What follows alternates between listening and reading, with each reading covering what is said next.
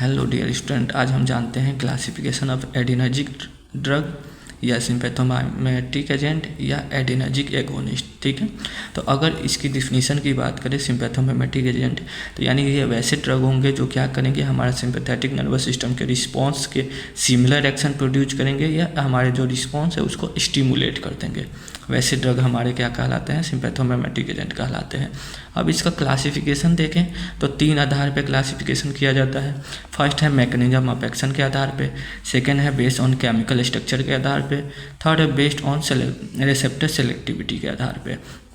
तो हम फार्माकोलॉजी में based on mechanism of action और बेस्ड ऑन रिसेप्टर सेलेक्टिविटी पे पढ़ेंगे, बट मेडिसिनल केमिस्ट्री में हम लोग बेस्ड ऑन केमिकल स्ट्रक्चर पे ज़्यादा फोकस करेंगे और साथ में हम मैकेनिज्म ऑफ एक्शन भी देखेंगे मेडिसिनल केमिस्ट्री में। ठीक है, तो आइए देखते हैं based on mechanism of action. तो मैकेनिज्म ऑफ एक्शन पे ये 3 टाइप के ड्रग हैं, डायरेक्ट एक्टिंग, इनडायरेक्ट एक्टिंग और मिक्स एक्टिंग।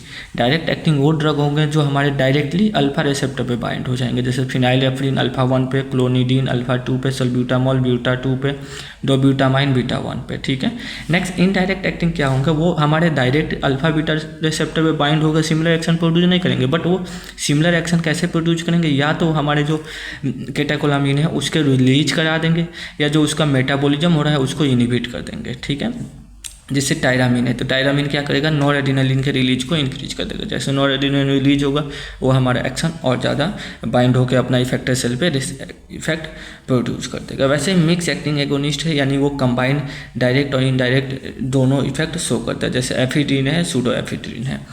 नेक्स्ट है हमारा बेस्ड ऑन रिसेप्टर सेलेक्टिविटी। तो रिसेप्टर सेलेक्टिव यानी ये कौन कौन से रिसेप्टर पे बाइंड होता है, तो हमारे कुछ ड्रग अल्फा रिसेप्टर पे बाइंड होते हैं, यानी जिसको हम अल्फा एगोनिस्ट कहेंगे।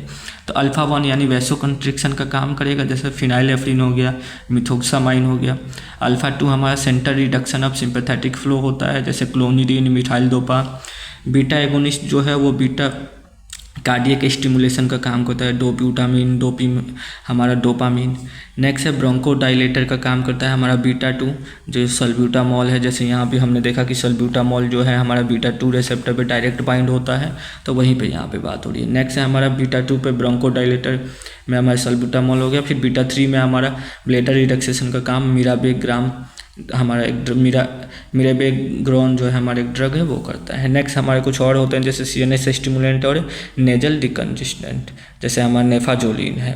ठीक है, अब इसके अलावा जो है हम लोग मेन है केमिकल स्ट्रक्चर के आधार पे। ठीक है, हम मेन देखेंगे केमिकल स्ट्रक्चर के आधार पे जो हमारा मेडिसिनल केमिस्ट्री में यूज होगा। ठीक है, तो केमिकल स्ट्रक्चर के आधार पे देखें तो बेसिकली हम 2 भागों में बांटते हैं, केटाकोलामीन और नॉन केटाकोलामीन।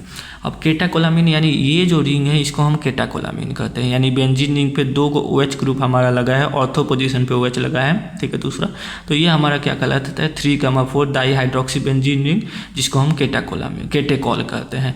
तो ये केटेकॉल जो कंटेन करेगा, जो ड्रग ये केटेकॉल कंटेन करेगा वो केटाकोलामीन के अंदर आएगा, और जो ये स्ट्रक्चर कंटेन नहीं करेगा वो क्या हो जाएगा, नॉन केटाकोलामीन। अब नॉन केटेकॉल नहीं कंटेन करेगा यानी ये OH एक हट जाएगा तो भी ये नॉन केटाकोलामीन हो गया, ये दोनों H हट जाएगा तो भी नॉन केटाकोलामीन हो जाएगा। ठीक है, OH की जगह पे यहाँ पे कोई दूसरा सब्स्टिट्यूशन हो गया या यहाँ पे कुछ लग गया या यहाँ पे कुछ लग गया तो भी ये नॉन केटाकोलामीन होगा। ठीक है, तो ये रिंग इंपॉर्टेंट है। नेक्स्ट ये जो है हमारा केटाकोलामीन रिंग किस में पाया जाता है, तो वैसे ड्रग हमारे नॉरएफिनेफ्रिन है, देखिए स्ट्रक्चर में पाया जा रहा है केटेकॉल। नेक्स्ट एपिनेफ्रिन देखिए स्ट्रक्चर में पाया जा रहा है केटेकॉल। नेक्स्ट डोपामीन है, आइसोप्रिनालिन है, स्ट्रक्चर यहाँ पे केटेकॉल पाया जा रहा है। डोब्यूटामीन में भी स्ट्रक्चर केटेकॉल पाया जाता है। ठीक है, नेक्स्ट है नॉन केटाकोलामीन। नॉन केटाकोलामीन क्या होते हैं, जो केटेकॉल न्यूक्लियस को हमारे नहीं अपने अंदर रखते हैं। ठीक है, और ये जो है prolong duration of action show करते हैं, क्योंकि ये हमारा COMT के द्वारा यानी लंबे समय तक ये एक्शन प्रोड्यूस कर सकते हैं, क्योंकि COMT एंजाइम जो होते हैं हमारे उसके द्वारा ये क्या कर सकते हैं, हमारे मेटाबोलाइज नहीं हो सकते या उससे वो इनएक्टिव नहीं हो सकते। तो इस कारण क्या होता है, वैसे ड्रग अभी हम सार पढ़ेंगे तो सार में भी देखेंगे। ठीक है, नेक्स्ट इसके एग्जांपल हम आ जाएगा फिनाइलेफ्रिन। देखिए फिनाइलेफ्रिन में ये हमारा केटेकॉल रिंग नहीं है तो इसलिए नॉन केटाकोलामीन में आएगा।